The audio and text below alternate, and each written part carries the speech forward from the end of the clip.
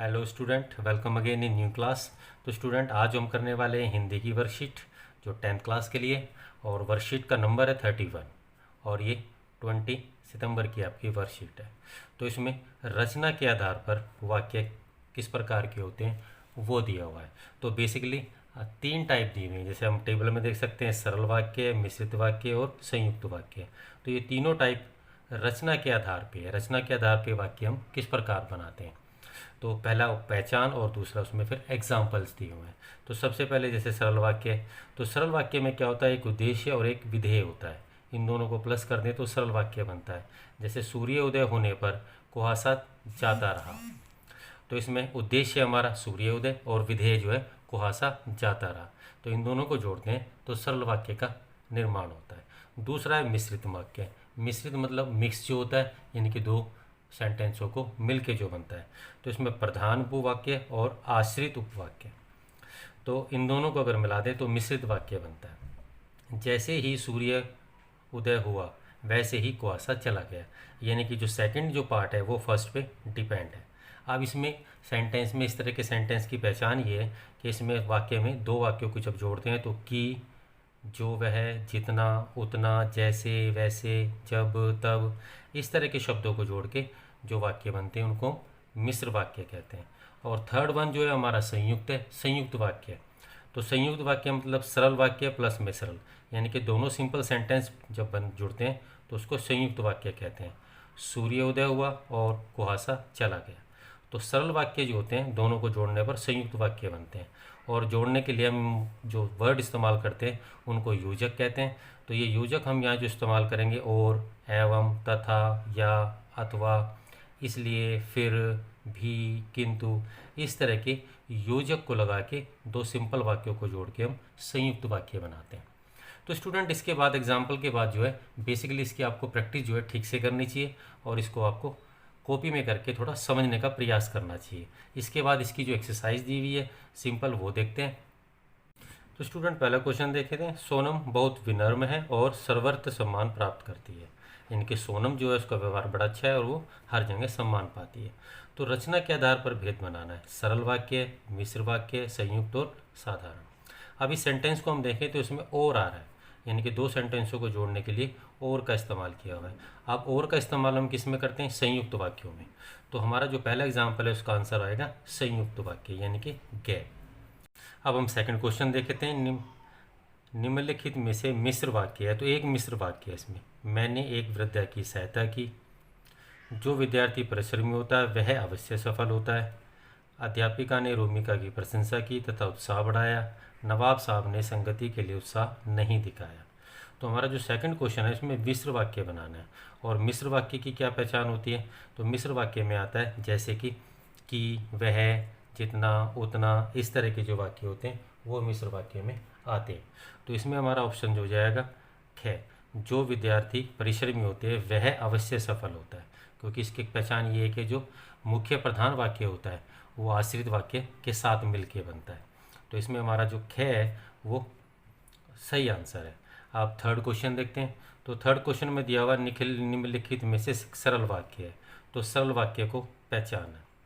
तो प्रातःकाल हुआ और सूर्य की किरणें चमक उठी।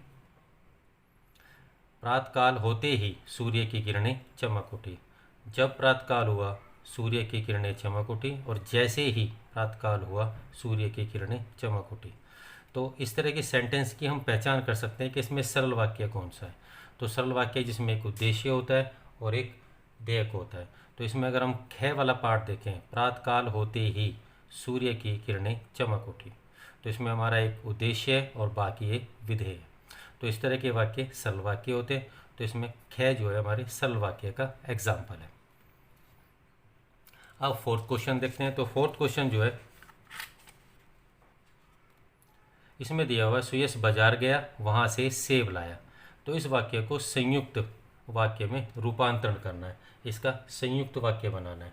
तो संयुक्त वाक्य में सुयश बाजार गया और, तो आप जानते हैं कि और से संयुक्त वाक्य को जोड़ के बनाते हैं। तो इसमें और आया हुआ पहले से, तो आप देख सकते हैं और जो है ये संयुक्त वाक्य का एग्जाम्पल हो सकता है। बाकी किसी में, जैसे इसमें जब वह बाजार गया, इसके अलावा तो जब हम जोड़ते हैं मिश्र वाक्य के लिए, सुरेश बाजार जाकर सेब लाया। अब जब सुरेश बाजार गया तब वह सेब लाया, तो इसमें हमारा जो ऑप्शन होगा वो क्या होगा। तो इसमें हमें वाक्य में संयुक्त वाक्य बनाना है, तो संयुक्त वाक्य का हमारा ऑप्शन है क्या। अब फिफ्थ क्वेश्चन देखते हैं। विद्यालय का समारोह समाप्त होने पर लोग घर चले गए। इसको मिश्रित वाक्य में चेंज करना है। तो मिश्रित वाक्य में क्या होता है हमारा, जो एक प्रधान उपवाक्य होता है और दूसरा आश्रित होता है। तो पहला ऑप्शन दिया हुआ है, जैसे ही विद्यालय का समारोह समाप्त हुआ लोग घर चले गए। जब विद्यालय का समारोह समाप्त हुआ तब लोग घर चले गए। विद्यालय का समारोह समाप्त हुआ और लोग घर चले गए। तो इसमें और जुड़ा हुआ है, और हम संयुक्त वाक्य में जोड़ते हैं, तो हमें संयुक्त वाक्य नहीं बनाना है, तो गै हमारा ऑप्शन नहीं है, और घै जो है इनमें से कोई नहीं, तो ये भी हमारा ऑप्शन नहीं है। अब हमारे पास बचता है कै और खे। जैसे ही विद्यालय का समारोह समाप्त हुआ लोग घर चले गए, तो ये बिल्कुल ठीक बनता है ऑप्शन।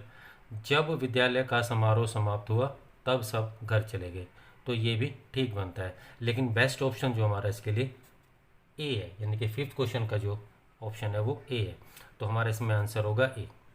अब नेक्स्ट क्वेश्चन जो दिया हुआ है, तो नेक्स्ट क्वेश्चन में क्या करना है, हमें एक एक्टिविटीज़ दी हुई है। रचना के आधार पर वाक्य समझाते हुए एक चार्ट बनाइए। तो हमें इसमें एक चार्ट बनाना है, तो चलिए इस क्वेश्चन को समझते हैं।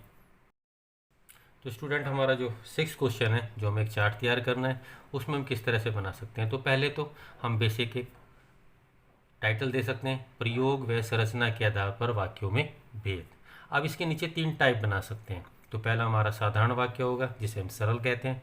दूसरा हमारा संयुक्त वाक्य होगा, और तीसरा मिश्र वाक्य होगा। तो इन तीनों को बना सकते हैं। इसके बाद अब इन तीनों का डिफरेंस बता सकते हैं। तो जैसे पहले साधारण वाक्य होता है, तो उसमें हम एग्जाम्पल भी बता सकते हैं और एग्जाम्पल को आगे डिस्क्राइब भी कर सकते हैं।